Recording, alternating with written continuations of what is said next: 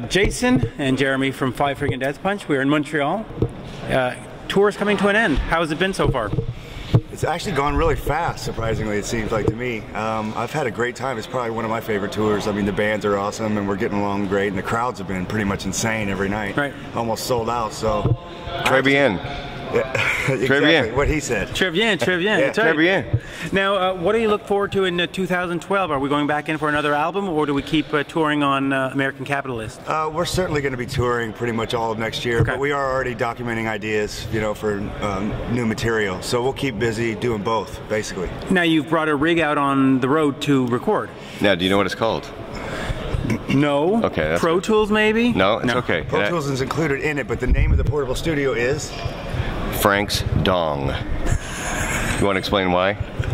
Okay, Frank's Dong came about when we were making the record. We were saving a copy of one of the sessions that we were doing, and he's like, dude, just name it something that there won't be anything duplicate in your hard drive, name that or whatever. He goes, if we have to search for it. He goes, let's make it easy. Let's call it something like Frank's Dong. And I thought that was great. So I remember taking the session with me to our producer Kevin's house, and he goes, so what is this Frank's Dong? As he's clicking on the so then it just kind of took on a life of its own. So we decided to call our portable studio Frank's Dong, which is stupid, but it means something to us and it's funny. But it's also functional, because if anyone's like, does anyone have eyes on Jason? Yes, he's in the dong. He's in the dong. Which is immediately understood by the crew. It does have But when the sign is on the front and it's like a cartoon of Frank and his dong, people are like, what is that room for? What is I don't want to go in there. Don't even look at it. Don't even look at it. Don't look at it till you walk by. Now let's talk about Jason for a bit here. He's the last guy who joined the band. What's he brought to the band? Man, it just opens it wide open. You're like, here, please knock that out of the park for me right now. Thoughts of suicide. Well, I'm leaving, if that means anything. No, he's been great, man. I mean, he brought a real pop sensibility, songwriting-wise, I think.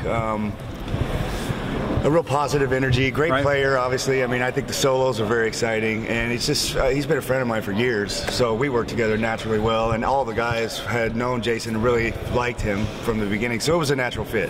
Right. That's all the ass-kissing on No, keep going. He's been in the band long enough now, it's good enough.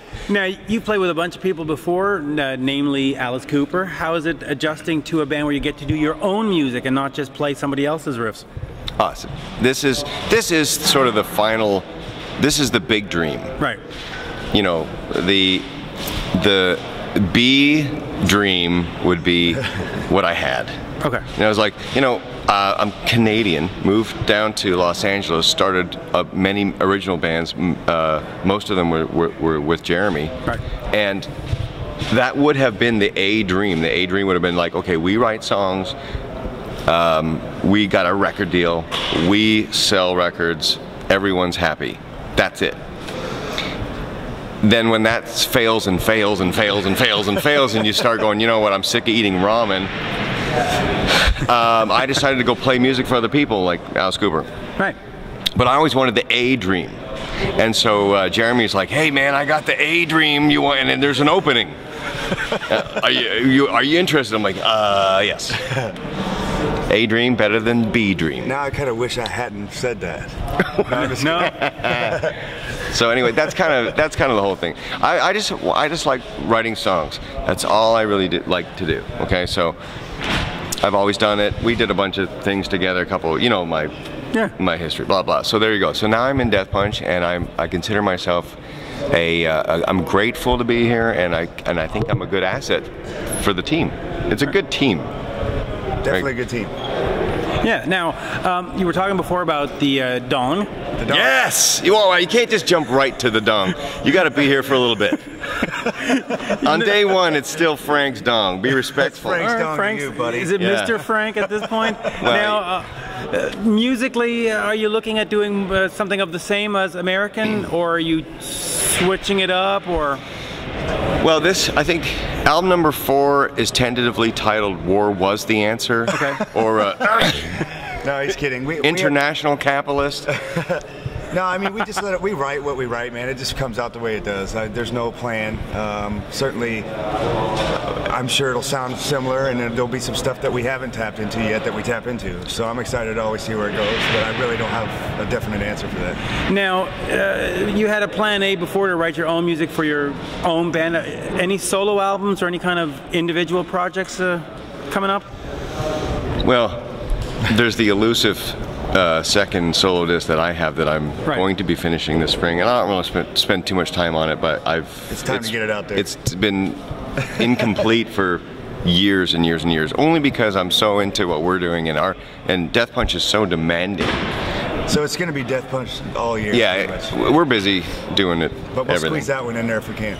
Let me ask you about making albums. Is that something that, in this day and age, is still worth investing all the time and money in doing, or is at some point you say, let's just make a single for iTunes and that's about it? I think for us it's worth it. I mean, certainly people are still buying our albums in a day and age where most people are stealing them, so I don't know why they're buying them. I think a lot of it is just because Zoe puts a lot of work into the packaging. I think that our album packaging is really kind of neat, and it's kind of old school, and it's fun to open up and get your hands on it and check it out and look through like we used to when we were younger. Right. So I think that's part of the reason why people are maybe buying our record, and I think they kind of like our band, which is neat.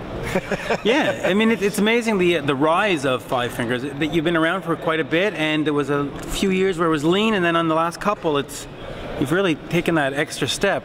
Yeah. Now, what do you need to do to get to the level of a Metallica? I don't know that you can ever really control that. I mean, we certainly want to put on over-the-top, huge live shows and make the best records we can, but I think it all starts with songs. Right. And good songs will always rise to the top, and I just think if we focus on writing the best songs we can, everything else will work itself out, because then you'll sell records, and then your guarantees go up for your live show, more people are coming, blah, blah, blah. It always starts with songs. So if we focus on the music, I think the rest will take care of itself. However, trying to get to a level of Metallica, that's great to shoot for that, but that's kind of unrealistic. I mean, one Metallica, you know what I mean? Although that is a great dream. Now, are you planning a collaboration with Lou Reed anytime soon? Yeah, no, man. I was thinking Lou Rawls. I mean, let's switch it up, right? Lou Rawls sounds cooler. Yeah. Now, what else do we need to plug for today? Websites? Oh, sure. Go ahead, Jason. FiveFingerDeathPunch.com? FiveFingerDeathPunch.com. And what else do we have? I think it's maybe Facebook /5FTP. Or just Five Finger Death Punch. Go to Facebook and yeah. Five Finger Death Punch. You'll find us. HungLikeAThermos.com. Yep. I think I was Mr. September, was it? I didn't look at that up. Hung Like a Thermos. Oh, what's that one you like? Grandma Loves Her Fist. Yeah, that's a good one. That's a good one. Okay, now I think we're good on plugging shit. He's like, dude, I have to cut that out. He goes, dude, I don't have to cut that out, actually. now I have to edit. Brave words, we don't have to edit anything. The guy from, what was it, Opeth was all about you-porn, so. You-porn. Yeah. I've seen that. Now, the other thing now, record sales, people are, that's not really where the money is. It's the live show. What about the live show that makes Five Finger Death Punch special? Well, I mean, we just tried to put as much creativity and excitement into one show as we could. I mean, we have huge video screens and drum risers that go up high in the air like Kiss used to do, stuff like that. And still do. And yeah. So I think that if you take an interest in making a strong visual element to your show, then it is more stimulating to not just your ears, but obviously your eyes. And if you can cover all the senses and make it a better experience from all the senses, except for smell. That happens too. It does happen. Then I just think, being a fan of Kiss and obviously being part of the Cooper thing, I just think that... What I was going to ask you, how does that compare this show with being on with Cooper? Cooper, you've got the hangings and the electrocutions and the dancing mummies and the whole thing.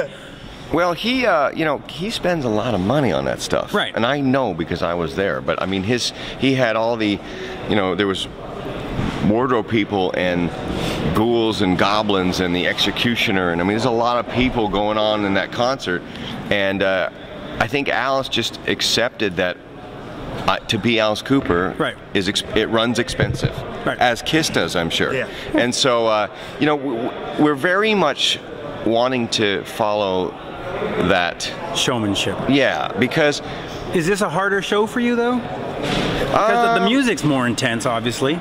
Musically, I think we're fine. It's just that we want to, you know, we want to like overwhelm the senses, you know. Right. And so we threw a bunch of money. How disrespectful! Is this? No, just, Is this help? yeah, is that helpful? I love it, like mood music, my own soundtrack. So anyway, there was a time. No, Well, it works out. We're talking about the show, and we're getting music. I think it's important. We want people to come out and be impressed. Right. And so they go home and go, oh my God, it was fucking awesome. And that's all we want to do is just be awesome, whatever that is. It's still not working. Actually, no, we see some of these photos back on the internet. Yeah. And you go, that's what it looks like? Oh my God. It is kind of neat, man. Because like we're under the light, we're not watching any of it. We're just kind of like doing what we do, you know? That's neat. Well, I guess as the music starts, we should probably stop. But thank you for your time. Thank you. You're very welcome, Mitch. Pleasure, pleasure. Good to see you again. Thank you. All right, buddy. Thanks, man. That was Thank cool. you. You're so on Facebook.